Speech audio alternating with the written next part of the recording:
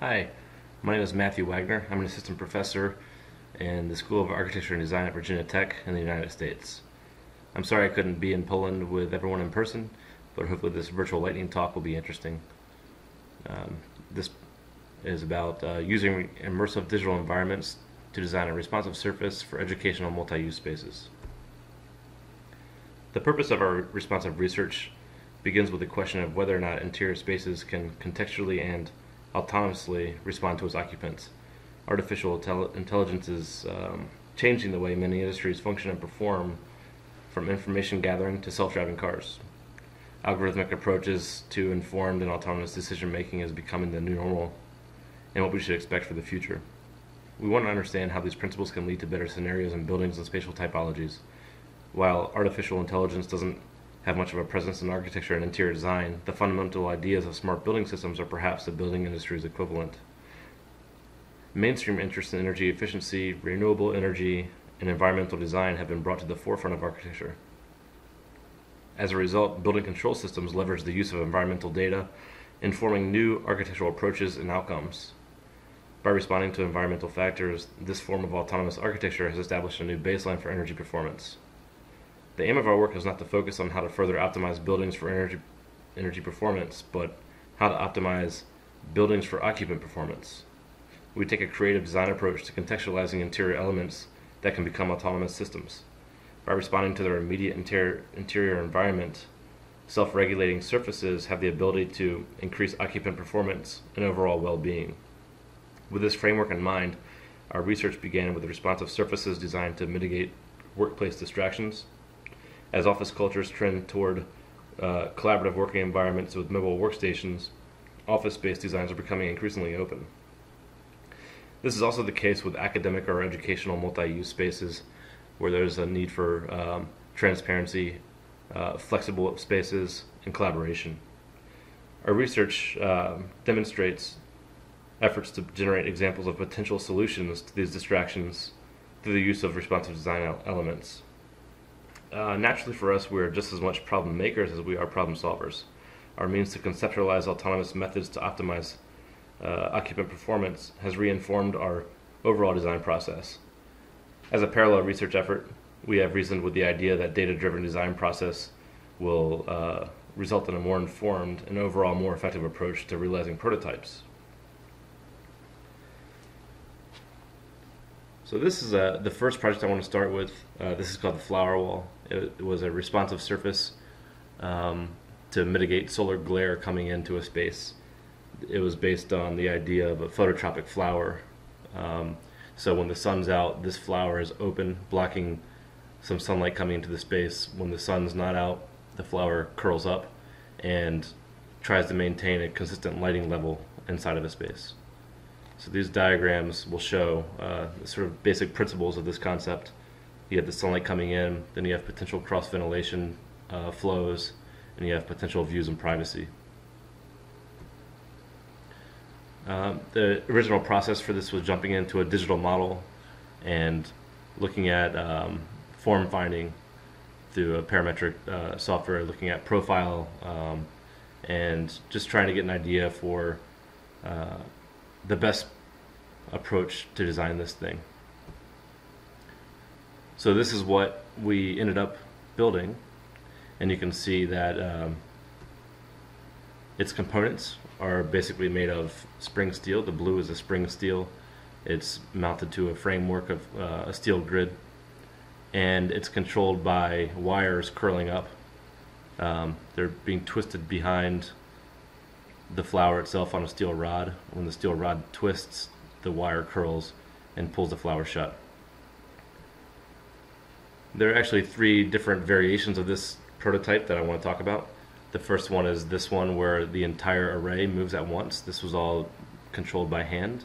You can see my arm down in the bottom sequence images. There's a handle back there that I was actually twisting. This is the first proof of concept. Then as a sort of approach to automate this, we cut off the manual control and attached servo motors so that each column can operate individually. This is controlled through an iPad application. And the third prototype is to control each individual flower. So this is controlled through a proximity sensor, perhaps more for a privacy or a visual cue for this particular surface. But this was a different mechanical structure. This was a floating stepper motor. But the thing here that I'm just wanting to go over is that we built these different prototypes and then analyzed them for their effectiveness. So the current project I'm working on is called Aural Surface. Aural like sound. It is very similar in function to the flower wall, except it doesn't mitigate solar glare. It mitigates disrupting noise. So you can see the magenta screen on the right. This will autonomously deploy a acoustic material based on proximity and decibel levels. So these illustrations kind of show that idea of a material deploying. This was the very first idea. Didn't even really get into a deep design charrette or anything, and just jumped in the model and started just modeling this thing to visualize it. And it was a similar process to the flower wall, where I jumped into Grasshopper and started studying different wavelengths. So I used the graph mapper to visually generate different wavelengths that might represent sound waves. So I could create this elevation drawing at the bottom you can see here with groups of people. So where there are people perhaps talking or standing, the acoustic material will deploy to help absorb some of that noise that's made. If you can imagine, in an open office, sound is very hard to control, and you want to try to maintain a very specific level of white noise that is not disrupting, but it's kind of a thin line or a fine line there.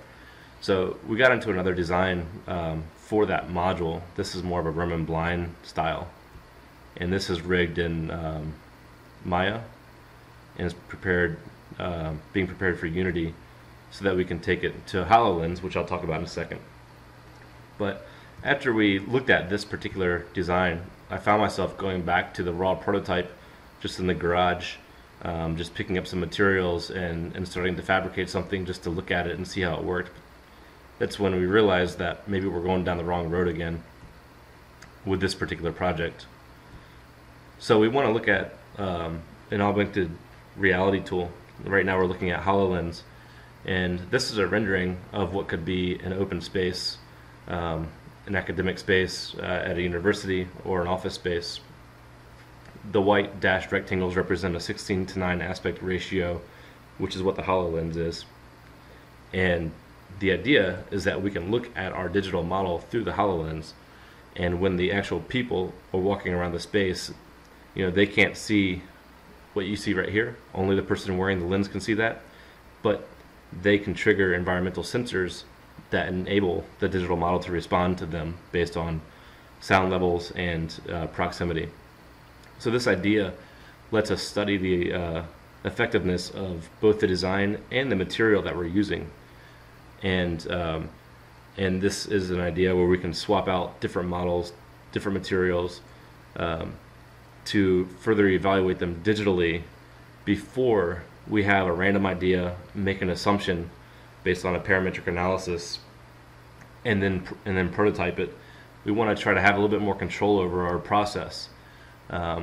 We're saving time and money this way, or that's the idea at least. So far, we haven't gained too much traction with the program aspect of this application. We're still working on that part of it, but the idea is that eventually you can have a finalized project that has been evaluated. It seems to be more effective than other iterations that we're studying, and it's ready to be prototyped for empirical testing, and then ultimately used in a space to see what the response is from the occupants. Thank you for listening. If you have any comments or questions, I would absolutely love to hear from you. My email address is right here, wagner.matthewdavid@gmail.com, or look me up on the Common Ground Community Scholar site. Thank you so much.